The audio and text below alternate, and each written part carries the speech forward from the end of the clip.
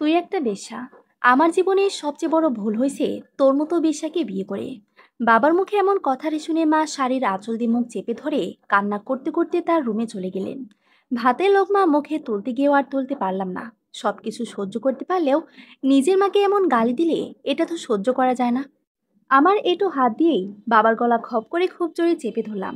ধুর, কাকে বাবা বলছি, ও তো একটা হিংস্র জানোয়ার। চেপে ধরে বললাম, আজ তোরে মেরেই ফেলবো। দিন দিয়ে তুই আমার মায়ের উপরে অত্যাচার করে যাবি, আর এটা আমি মেনে নেব? জানোয়ারটা জবাই করা মুরগির মতো ছটফট করতে লাগলো। এমতো অবস্থায় আমার মা দৌড়ে এসে আমার গালে সজোরে একটা থাপড় দিয়ে বসলো।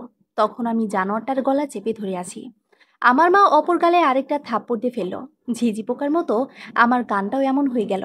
জানোয়ারটা খুক খুক করে কাশতে কাশতে ডগডগ করে পানি খেলো। হাত ধুয়ে আমি বারান্দায় গিয়ে সিগারেটে টান বসিয়েছি। একটা শেষ করে যে আরেকটা জ্বালিয়ে টানতেছি, হঠাৎ করে মাথায় খুন চেপে বসে। বাবা নামক জানোয়ারটাকে মুহূর্তেই খুন করে ফেলতে ইচ্ছে করছে।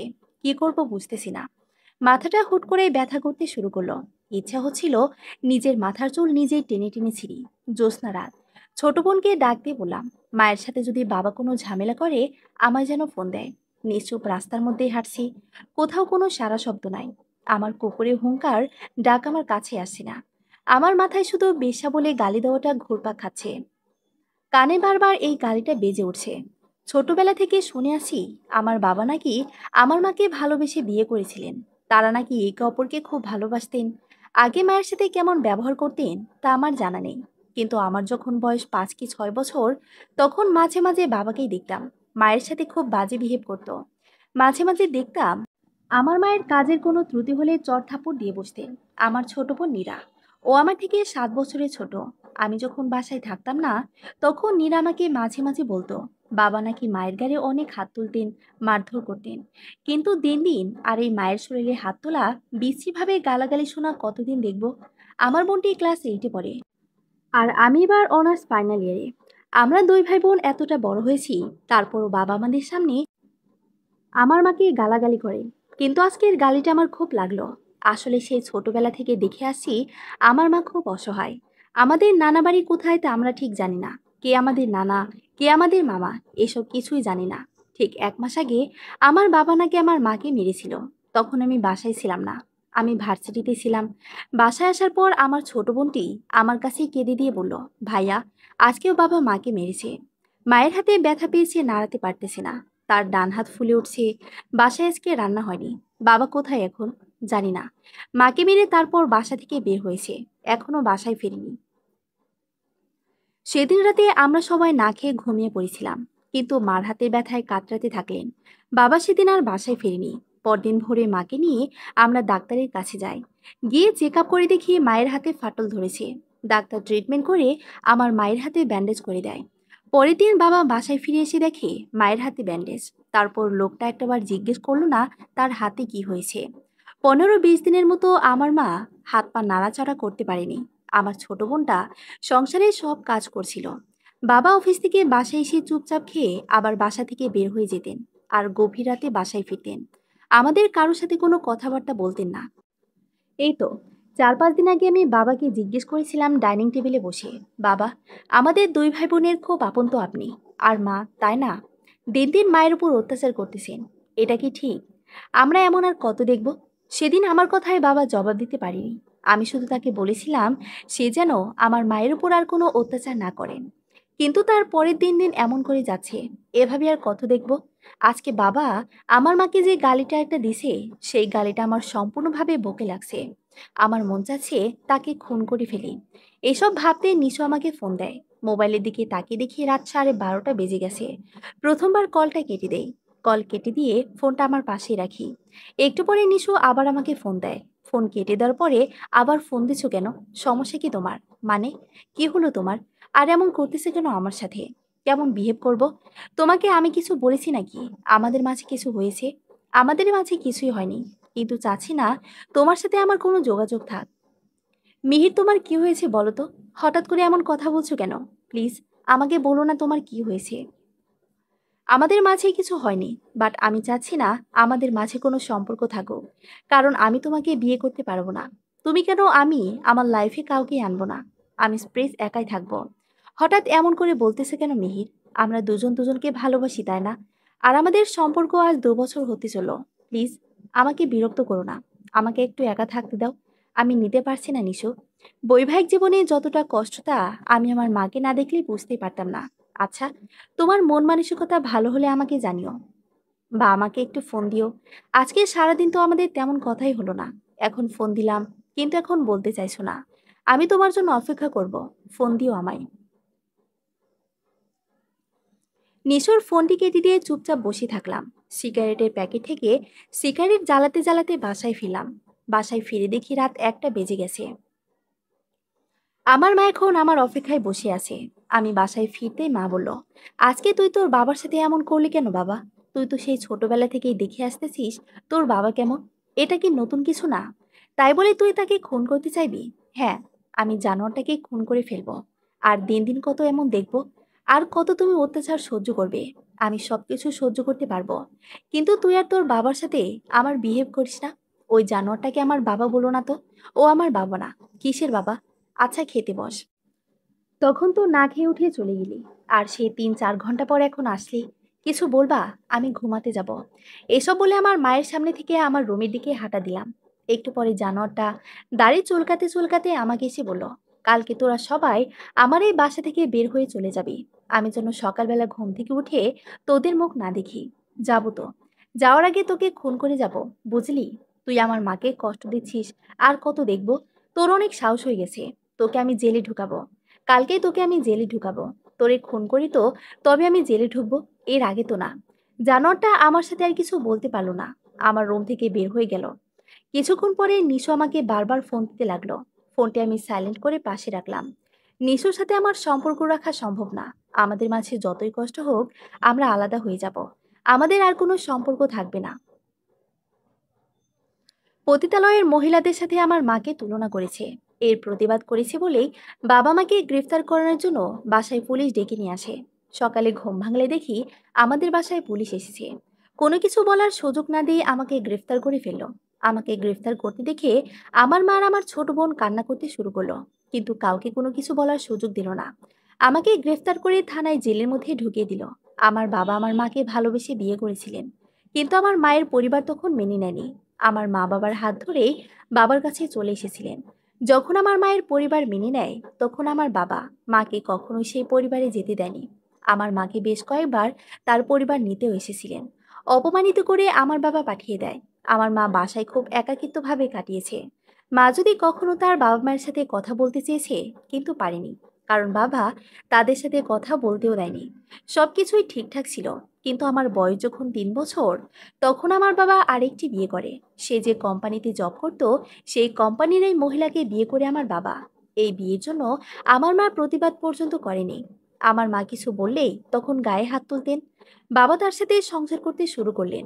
আমার আর আমার মায়ের কোনো খোঁজ খবর নিত না আমার বাবা। মাস শেষে বাবা মায়ের কাছে আসে আর কিছু টাকা দিয়ে গেছে। সেই টাকা দিয়েই কোনো মতে মা আমাদের সংসার চালাতেন। আমার মা বাবার পায়ে পড়ে কান্না করতেন। তারপর আমার বাবা মায়ের কথা শুনে নাই। বাবা সেই বিয়েটা টিকে রাখতে পারে নাই। কয়েক মাস পরেই বাবাকে ডিভোর্স দিয়ে তিনি চলে যায়। এরপর থেকে বাবা মায়ের সাথে আরো খারাপ আচরণ করতে শুরু করে। আমাদের পারিবারিক অবস্থা একদম খারাপ নয়। আস্তে আস্তে বাবা আমাদেরকে কেয়ার করা আরো কমিয়ে দেয়। সত্যি বলতে, আমরা দুইটা ভাই বোন আমার বাবার ভালোবাসা পাইনি। আমাদের দুইটা ভাই বোনের মনে হয়েছে যে আমাদের মাঝে বাবা থাকতে নেই। আমার মা, তিনি বাবা এবং মায়ের ভালোবাসা একাই আমাদের দুইটা ভাই বোনকে দিয়েছেন। সকালবেলা খাবার খেয়ে বাবা বাসা থেকে বের হয়ে যেতেন, আর মধ্যরাতে বাসায় ফিরতেন। আমরা যে বাসায় আছি সেদিকে বাবার কোনো খেয়ালই ছিল না। একটা দিনও আমাদের কোনো খোঁজ খবর নিতেন না।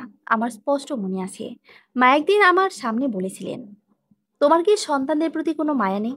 ওরা দুইটা ভাই বোন, ওদের কি ইচ্ছে হয় না বাবার ভালোবাসা পেতে? নীরা 6টা মাস হতে চললো, অথচ একটা বারো তুমি ওকে কোলে তুলে নাওনি। তোমার কি ইচ্ছে হয় না ওদের একটু আদর করতে? আমার এসব একদম ভালো লাগে না। আর তাছাড়া আমিও তো এদের দেখাশোনা করতেছি, তাই না? এসব বলার কোনো মানে আছে?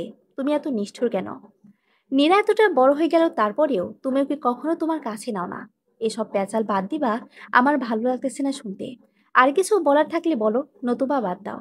হ্যাঁ, এখন তো তোমার ভালো লাগবে না। বিয়ের আগে ছেলের সন্তান নিয়ে কত স্বপ্ন দেখছিলে তুমি। আর তোমার কি হলো আমি জানি না। হঠাৎ করেই তোমার পরিবর্তন। আচ্ছা, আমার কি কোনো দোষ ছিল বলো? তুমি আমাকে যখনই বলেছিলে তোমার হাত ধরে তোমার কাছে চলে আসতে, আমি ঠিক তখনই ছুটে এসেছিলাম। কিন্তু দুর্ভাগ্যবশত আমার পরিবার এই বিয়েটা মেনে নিতে পারে নাই। আর সেই রাগটা ধরে তুমি এখনো আছো। আচ্ছা, আমার কি ইচ্ছে হয় না বাবা মার সাথে কথা বলতে, ভাই বোনদের সাথে যোগাযোগ করতে? তুমি তাও দিলে না আমাকে। তাদের বাসায় নিয়ে যাওয়ার জন্য কতবার এসেছে, কিন্তু তুমি কি করলে? তাদের অপমানিত করে এই বাসা থেকে তাড়িয়ে দিলে। আমার তো এখন এসব শুনতে ইচ্ছে করতেছে না। আমি নিষেধ করেছি তো এত কিছু বলতে, তারপরেও কেন বলতেছিস? আমি শুধু বাবা মার কথাগুলোই হা করে শুনছিলাম। তখন আমি হয়তো পুরোপুরি বুঝতে পারি নাই। যখন আস্তে আস্তে বড় হই তখন বাবার রূপ আমি দেখতে পাই। সেই ছোটবেলায় একদিন বায়না ধরেছিলাম বাবার সাথে আমি বাসার বাইরে যাব, ঘুরতে যাব। সে আমাকে নেয়নি। বাসাতে যখন সে বের হয়ে যায় তখন আমি বাবার হাত ধরে টেনে রাখছিলাম। তারপরও সে আমাকে নেয়নি। সেদিন আমি প্রচুর কান্না করেছিলাম। আমার কান্না দেখেও তার একটু মায়া হলো না। আমার মা বসে বসে কান্না করতেন আর বলতেন, তোর একদিন বাবার ভালোবাসা পাবি, কষ্ট পাস না বাবা। দেখতে দেখতে আজ আমি এত বড় হয়েছি। আমি ছোটবেলায় বাবা মাকে না জ্বালাতন করলেও আমার ছোট বোনটি আমার মাকে প্রচুর জ্বালাতো। বাবা বাসায় আসলে তার কাছে যেতে চাইতো। যখন দু একটা কথা বলতে পারে তখন বাবাকে বলতো, এটা খাবো ওটা খাবো, এটা এনে দাও।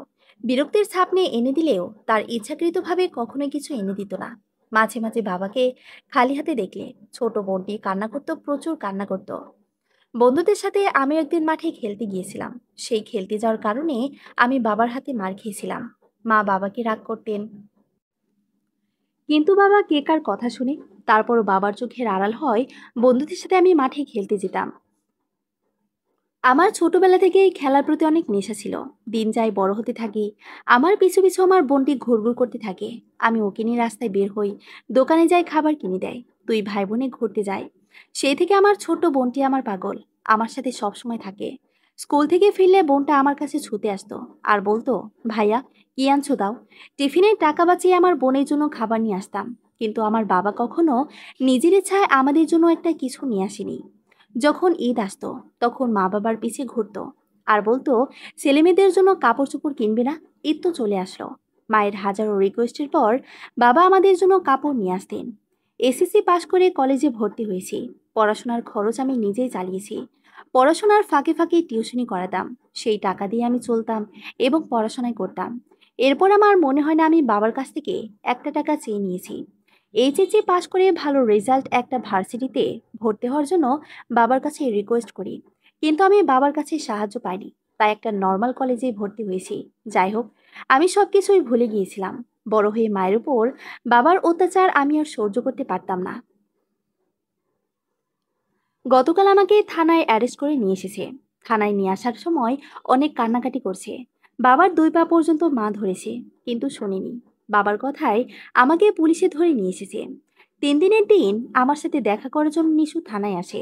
ওর এক আত্মীয়র মাধ্যমে আমাকে থানা থেকে ছাড়িয়ে নিয়ে যায়। কিন্তু আমি এখন কোথায় যাব, কার বাসায় যাব? আমার তো কোনো আত্মীয় স্বজন কেউ নেই। আমি প্রতিজ্ঞা করছি আমি ওই বাসায় আর কখনোই যাব না। তার আগে তো আমার কিছু একটা করতে হবে। আমার বোন, আমার মাকে আমার কাছে নিয়ে আসতে হবে।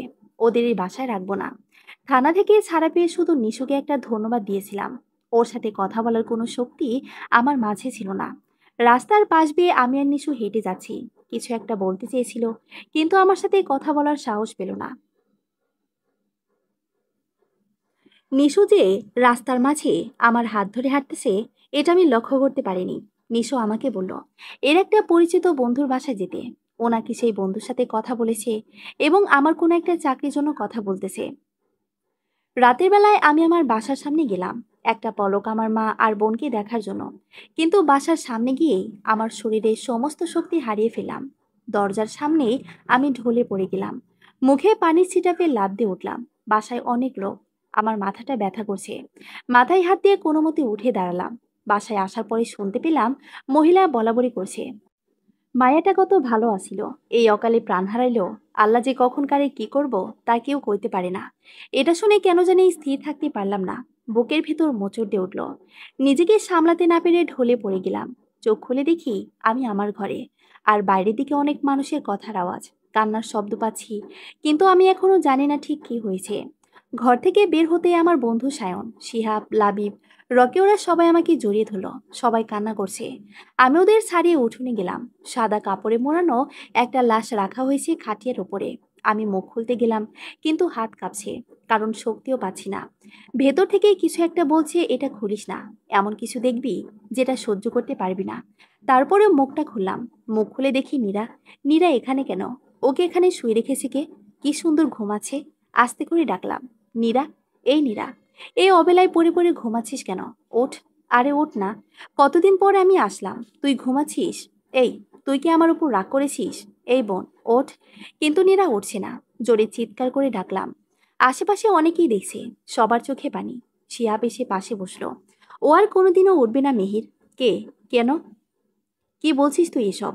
মিহির, তুই বুঝতে পারছিস না নীরা মারা গেছে? কাল রাতে কারেন্টের শক লাগে ওর। আন্টি আমাদের ফোন করে বলে আঙ্কেল তখন বাসায় ছিল না। আমরা এসে ওকে হসপিটাল নিয়ে যাই, কিন্তু বাঁচাতে পারি না। আজ ভোরে ও পৃথিবীর মায়া কাটিয়ে ওপারে চলে যায়। শিহাব খুব কাছে। আমার কাঁধের ওপর একটা হাত রেখে বাকি হাত ওর চোখের ওপর। ওর কথাগুলো আমি ঠিকভাবে বুঝতে পারলাম না। আশেপাশের কারো কথাই আমার কানে যাচ্ছে না। আমি কিচ্ছু শুনতে পাচ্ছি না। আমার কানে কেবল নীরার কথাগুলো লুটিপুটি খাচ্ছে। আইসক্রিম না দিলে আজিমাকে বলে দেব তুই সিগারেট খাস। বিছনা তো ঠিক করে দিতে পারি, কিন্তু তার জন্য আমাকে টাকা দিতে হবে। কেন কেন?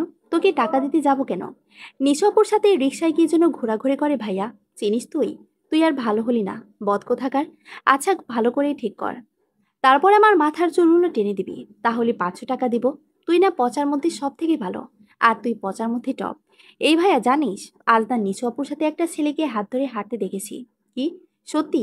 আমি কি তোকে মিথ্যে বলছি? না, তা না। তুই কি চিনিস ছেলেটাকে? আলবাত চিনি। বল সে কে? আগে টাকা দে। সবসময় টাকা টাকা করবি না। আমি এত টাকা দিতে পারবো না। ঠিক আছে, না দিলে নাই। আমি যাচ্ছি, স্কুল লেট হচ্ছে। আরে আগে বলে যা তো, আমি ফ্রিতে খাটি না। টাকা দিলে কাজ হয়ে যাবে। আচ্ছা নে, এবার বল কে সে? ও মা, তুই জানিস না? ওটা তো তুই ছিলে। হোয়াইট শার্ট পরা ছেলেটাকে তো মিহির মতো লাগছিল। তাহলে ওটা তুই না? তবে রে দুষ্টু, আজ দাঁড়া তুই। ততক্ষণে দৌড়ে স্কুলে চলে গেছে। আমার বোনটা আমাকে বড্ড ভালোবাসতো। আমার কাছ থেকে নেওয়া টাকা জমিয়ে আমার জন্মদিনে কেক আর উপহার হিসেবে একটা ঘড়ি দিয়েছে। কিরে বুঝি, এত কিছু করলে টাকা পেলে কোথায় রে? কেন? তুই তো দিস। হতে পারে আমি ব্ল্যাকমেল করে টাকা নিই, কিন্তু আমি এতটাও খারাপ না। হুম। পিচিটা তো আসলে বড় হয়ে গেছে। এইবার বড় দেখে এক লোকের সাথে বিয়ে দিয়ে দিতে হবে। তুই না খুব খুব খুব খারাপ। আমার সাথে আর কথা বলবি না, যা ভাগ এখান থেকে। এসব ভাবছি, হঠাৎ আমাকে কে যেন জোরে ধাক্কা দিল। সায়ন আমাকে ধাক্কাচ্ছে। মিহির, এই মিহির, দেখ, মীরা মারা গেছে। তুই কাঁদছিস না কেন?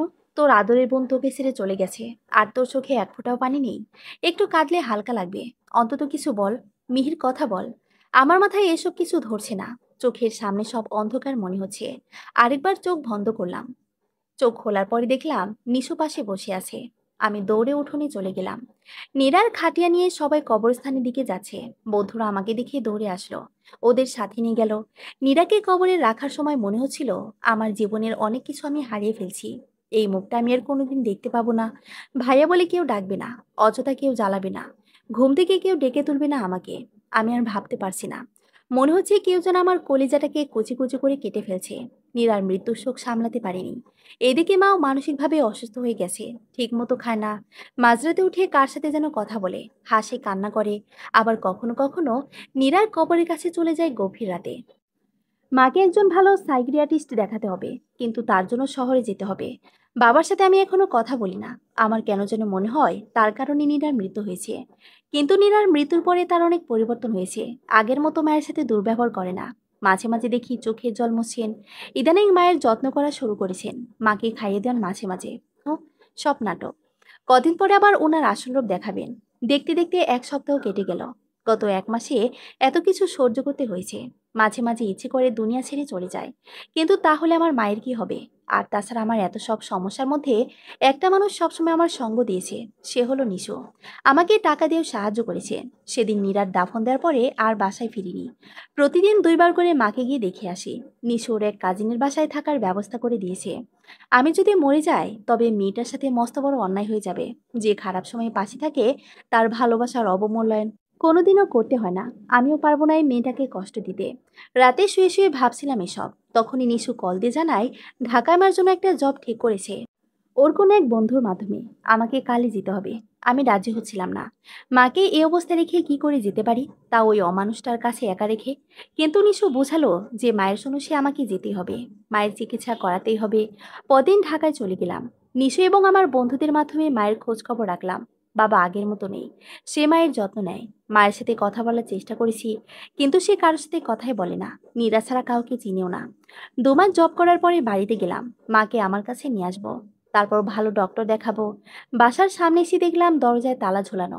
আর কারো কাছে জানতে পারলাম না তারা কোথায় গেছে। দুশ্চিন্তায় পড়ে গেলাম। লোকটা কোথায় যেতে পারে আমার মাকে নিয়ে? মায়ের সাথে কিছু করলো নাকি? যদি মাকে মেরে ফেলে নীরার মতো আর তারপর পালিয়ে যায়, তাহলে আমি কি করব? না না, এসব আমি কি ভাবছি? এসব কিছুই হয়নি। আমি অযথাই চিন্তা করছি। আশেপাশে আরেকটু খুঁজে দেখতে হবে। আজকের মধ্যেই মাকে নিয়ে ঢাকায় যেতে হবে। কেননা নতুন জব, তাই ছুটি নেই। আজ শুক্রবার দেখে আসলাম, রাতের মধ্যেই ফিরতে হবে। কাল আবার জবে জয়েন করতে হবে। রাস্তায় বের হয়ে পরিচিত এক কাকার সাথে দেখা হলো। তার কাছে জিজ্ঞেস করে দেখি, আসসালামু আলাইকুম কাকা, ভালো আছেন? ওয়ালাইকুম আসসালাম। আলহামদুলিল্লাহ বাবা, তুমি কেমন আছো? এই তো আলহামদুলিল্লাহ, চলছে। কাকা, আপনি মায়ের ব্যাপারে বলতে পারবেন? সকালে আমি এসেছি মাকে নিতে। খবর নিয়ে জেনেছি তখন বাসায় ছিল, কিন্তু এখন বাড়িতে এসে দেখি কেউই নেই। কোথায় গেছে কিছু জানেন আপনি? ও হ্যাঁ, তোমার বাবা তোমার মাকে নিয়ে ডক্টর দেখাতে গিয়েছে। জানোই তো, তোমার মায়ের অবস্থা ভালো না। প্রতি সপ্তাহে তাকে নিয়ে ডক্টরের কাছে যেতে হয়। আজও সকালে তোমার বাবা তোমার মাকে নিয়ে ডক্টরের কাছে গেছে। তুমি অপেক্ষা করো, কিছুক্ষণ পরে চলে আসবে। কাকার কথা শুনে মনে হলো নিষ্প্রাণ দেহে প্রাণ ফিরে পেয়েছি। এতক্ষণ কি সব ভাবছিলাম? যাক, মাকে পেয়েছি তাতে আমি খুশি। এখন মাকে নিয়ে শহরে চলে যাব। বাসার সামনে এসে বসে রইলাম, তখন নিশু কল দিল। ওর সাথে কথা বললাম। প্রায় 2 ঘন্টা বাদে দেখলাম মা আর বাবা আসে। বাবা খুব সাবধানে মাকে রিক্সা থেকে নামাচ্ছেন। মায়ের মুখে কোনো ভাবান্তর নেই। আমি দৌড়ে গিয়ে মাকে জড়িয়ে ধরলাম। মা আমাকে ছাড়িয়ে নিয়ে বিরক্তির দিকে আমার দিকে তাকালো। মনে হচ্ছে আমাকে চিনি না। তারপর আমাকে পাশ কাটিয়ে হনহন করে হেঁটে চলে গেল ঘরে। আমার মায়ের এমন ব্যবহার দেখে আমার চোখে পানি ছলছল করছে। আমার মা আমাকে চিনতে পারছে না। এর থেকে কষ্টের আর কি হতে পারে? নিচের দিকে তাকিয়ে চোখে জল ফেলছি। তোমার মা নীরা ছাড়া কাউকে মনে রাখতে পারেনি, না তোমাকে, না আমাকে। আর সে এটাও ভাবে নীরা বেঁচে আছে। শান্তি হয়েছে তো আপনার? খুশি তো আপনি? এটাই তো চেয়েছিলেন আপনি।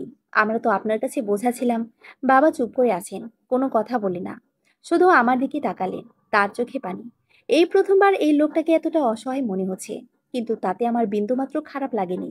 আবারও বলতে শুরু করলাম, আমার মা যখন সুস্থ ছিলেন তখন একটা দিনের জন্য তাকে ভালো রাখেনি। না তো আমাদের 2 ভাই বোনকে বাবার আদর দিয়েছেন। বরাবরই আমরা আপনার ড্রাগ আর দুর্ব্যবহারের সাথে পরিচিত ছিলাম। তাহলে আজ কেন আপনার চোখে জল? আপনার তো খুশিতে পার্টি দেওয়া উচিত যে আপনার এক বোঝা চলে গিয়েছে, আরেকজন থেকেও নেই। আর আমি তো দূরে। চিল করুন আপনি। পারলে আমার মাকেও মেরে ফেলুন নীরার মতো। বাবা আমার গালে ঠাস করে একটা থাপ্পড় মেরে ঘরে চলে গেলেন। আমি গালে হাত দিয়ে ওখানে ঠায় দাঁড়িয়ে আছি। আজ উনি যদি আমাদের সাথে এরকম না করতেন, তবে হয়তো এই দিনটা আমাদের দেখতে হতো না। সুখের একটা পরিবার থাকতো আমাদের, যেখানে মায়ের শাসন, বাবার ভালোবাসা আর ভাই বোনের খুনসুটি দিয়ে পূর্ণ থাকতো। শুধুমাত্র তার কারণে আমাদের সুখ শান্তি নষ্ট হয়ে গিয়েছে। তার সাথে অভিমান করে আমার ছোট্ট বোনটা কত দূরে চলে গেছে।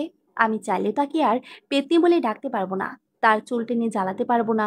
আমার পকেট ভরা চকলেটগুলো কেউ দৌড়ে এসে নিয়ে যাবে না। আস্তে আস্তে হেঁটে নীরার কবরের কাছে গেলাম। হাঁটু গেড়ে বসে পড়লাম। পকেট থেকে চকলেট বের করে কবরের উপর রেখে দিলাম। চোখের পানি বাধা মানছে না। এই অবলায় কেন গেলি বোন? এত অভিমান কেন তোর?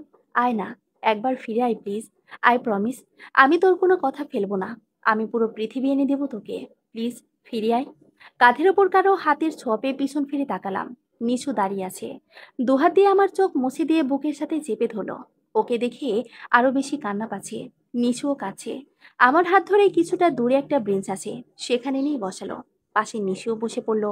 তোমার জন্য খাবার নিয়ে এসেছি, খাবে চলো। আমি কিছু খাবো না। আমি মাকে নিয়ে চলে যাব। এখন তো বিকেল।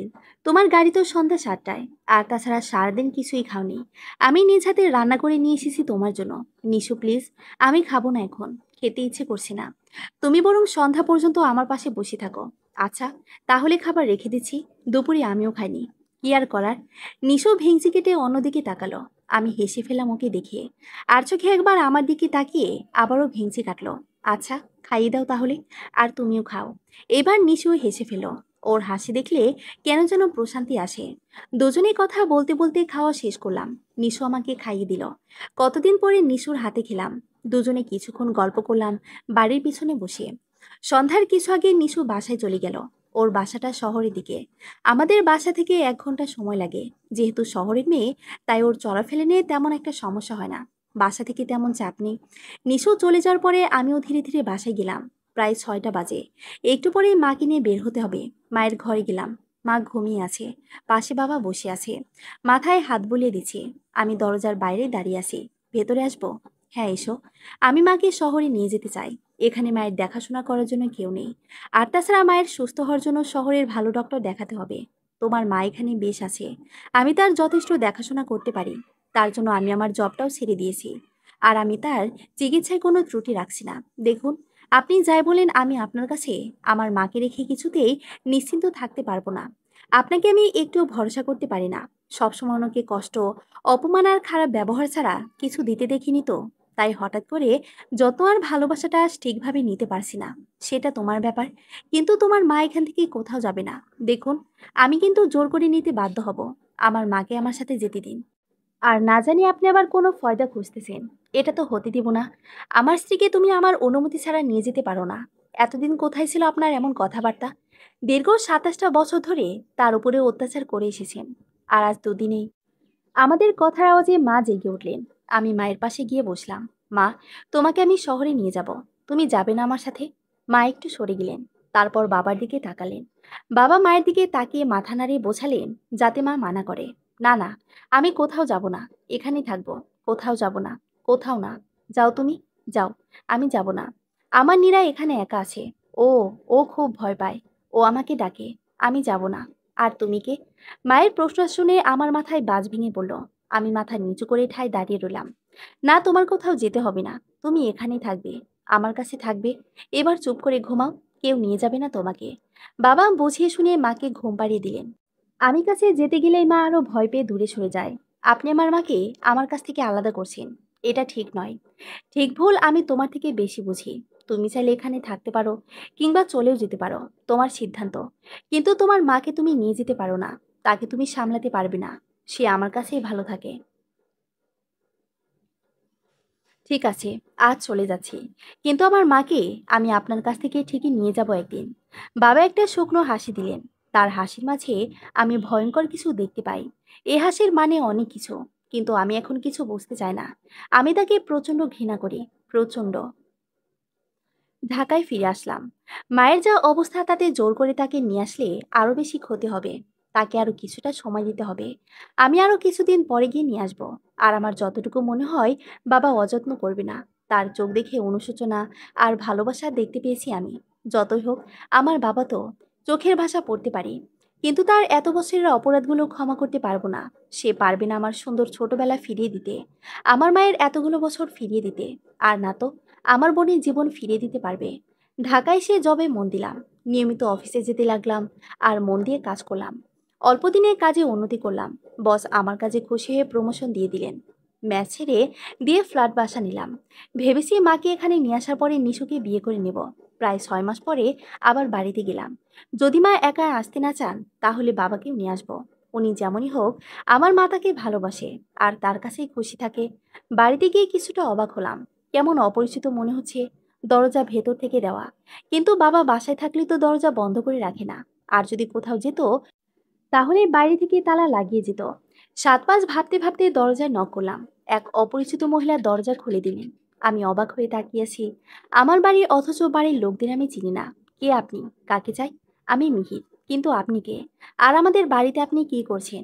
ও আচ্ছা, আপনি তাহলে আসলাম সাহেবের ছেলে। জি। আসুন, ভিতরে আসুন। আমি ভেতরে গেলাম। বাসার ভেতরে গিয়ে আবারও অবাক হলাম। দেয়ালে বাবার ছবিটার বদলে এই ভদ্রমহিলা আর একজন লোকের ছবি টানানো। এছাড়া আসবাবপত্র সবকিছুই অন্যরকম। এগুলো কিছুই আমাদের নয়। এই বাড়িটা বাবা শখ করে বানিয়েছেন। চাইলে শহরে বাড়িটা করতে পারতেন। প্রাইভেট ফার্মে জব করায় তার অর্থের অভাব নেই। কিন্তু এটা তার বাবার রেখে যাওয়া সম্পত্তি। তাই এখানে তিনি সুন্দর করে একটা দোতলা বাড়ি বানিয়েছেন। কিন্তু এ বাড়িতে এনারা কারা বুঝতে পারছি না। মহিলা আমাকে সোফায় বসতে দিয়ে ভেতরে চলে গেলেন। একটু পরে কফি নিয়ে আসলেন। আচ্ছা, আপনি কে? আর আমাদের বাড়িতে কি করছেন? আমি কিছুই বুঝতে পারছি না। একটু বুঝে বলুন তো এখানে হচ্ছেটা কি? আসলে আপনার বাবা এই বাড়িটা আমাদের কাছে বিক্রি করেছেন। গত সপ্তাহে আমরা এখানে এসেছি। ভদ্রমহিলার কথা শুনে চূড়ান্ত পর্যায়ে অবাক হয়ে গেলাম। লাফ দিয়ে উঠে দাঁড়ালাম। মানে কি? এটা কিরকম ইয়ার্কি করছেন? দেখুন, আমি সত্যি বলছি। আপনার মায়ের মানসিক সমস্যার কথা তো আপনি জানেনই। তার চিকিৎসার জন্য তিনি এই বাড়িটা বিক্রি করেছেন। ওনার এখন কোথায় আছে বলতে পারবেন কিছু? না, আমাদের কিছুই বলেনি। ও আচ্ছা। তিনি কত টাকায় বাড়িটা বিক্রি করেছেন? 7 লাখ টাকায়। আপনাদের টাকা আমি ফেরত দিয়ে দেব। বাড়ি ছেড়ে দিন আপনারা। এ বাড়িটা আমরা কিনে নিয়েছি, তাই এটা আপনি আর পাবেন না। দেখুন, আমার বাবা বাধ্য হয়ে এত কম দামে বিক্রি করেছেন। এটার দাম আরো 5 গুণ বেশি হবে। আপনারা যদি স্বেচ্ছায় না দিন, তাহলে আমি আইনের সাহায্য নিতে বাধ্য হব। আসি এখন। বাড়ি থেকে বের হয়ে নিশুকে ফোন করে সব খুলে উঠলাম। নিশু আমাকে আশ্বস্ত করলে যে ওর এক রিলেটিভ আছে যিনি একজন ভালো লয়ার। তার সাহায্যে আমরা বাড়িটা ফেরত পেতে পারি। কিন্তু আমি এখন 7 লাখ টাকা কোথায় পাবো? আমার কাছে 4 লাখের মতোই আছে। তুমি চিন্তা করো না, আমি দেবো বাকি টাকা। না নিশু, এটা কখনো হয় না। তুমি এমনিতেই আমাকে অনেক হেল্প করেছো। আমি তোমার কাছে অনেক ঋণী। দয়া করে আমার আর ঋণী করো না আমাকে। আচ্ছা, একটা কথা বলো। আজ যদি আমি তোমার জায়গায় থাকতাম আর তোমার আমাকে হেল্প করার মতো সুযোগ থাকতো, তবে কি তুমি আমাকে হেল্প করতে না? সেটা ভিন্ন ব্যাপার। কিন্তু আমি তোমার থেকে আর হেল্প নিতে পারবো না নিশু। পর করে দিচ্ছ? নাকি আপনি ভাবতে পারোনি? এভাবে বলছো কেন? তো কিভাবে বলা উচিত? শোনো, তোমার এসব নিয়ে ভাবতে হবে না। তুমি বাবা মাকে খুঁজে বের করো। হুম, রাখছি। চিন্তায় মাথা ব্যথা শুরু হয়ে গেছে। এত সমস্যা কেন এটুকু একটা জীবনে? লড়াই করতে করতে উপভোগ করার সময়টাই থাকে না। মাকে নিয়ে বাবা কোথায় যেতে পারে? আশেপাশে কয়েকজনকে জিজ্ঞেস করলাম। তাদের সাথে কথা বলে জানতে পারলাম যে মায়ের একটা অপারেশন করাতে হবে। তাহলে পুরোপুরি ঠিক হয়ে যাবে। আর এজন্য 10 লাখ টাকার প্রয়োজন। তাই তিনি বাড়ি বিক্রি করে দিয়েছেন। হয়তো ঢাকায় গেছেন মাকে নিয়ে। আমাকে আজই ঢাকায় ফিরতে হবে। কিন্তু এটা বুঝতে পারছি না যে তার এত টাকা থাকতেও কেন বাড়ি বিক্রি করতে হলো। তবে কি উনি মিথ্যে নাটক করেছেন? মাকে মেরে ফেলে বাড়ি থেকে পালিয়ে গেল নাকি? না, এসব কি ভাবছি? এমন কিছুই হয়নি। আমার মা ভালো আছে। কিচ্ছু হয়নি তার। ঢাকায় গিয়ে সব জায়গায় খুঁজলাম। ঢাকার মধ্যে যতগুলো মানসিক হসপিটাল আছে সবগুলোতেই খুঁজলাম। কিন্তু কোথাও নেই। তার মানে এই বাবা নামক লোকটা মিথ্যে বলেছে। নিশ্চয়ই আমার মায়ের সাথে কিছু করেছে। আমিও কি পেলে মেরে ফেলবো। এদিকে এক বন্ধু পুলিশ ইন্সপেক্টর। ওর কাছে সবকিছু খুলে বললাম। আর বাবার নামে একটা কেস ফাইল করলাম। ওকে বলেছি লোকটাকে যেভাবে হোক খুঁজে বের করতে। প্রায় 1 মাস হয়ে গেছে, মায়ের কোনো খোঁজ পাইনি। এত বড় শহরে কোথায় খুঁজবো মাকে? এদিকে নিশু বিয়ের কথা বলতেছে। ওর বাসা থেকে বিয়ের জন্য প্রেশার দিচ্ছে।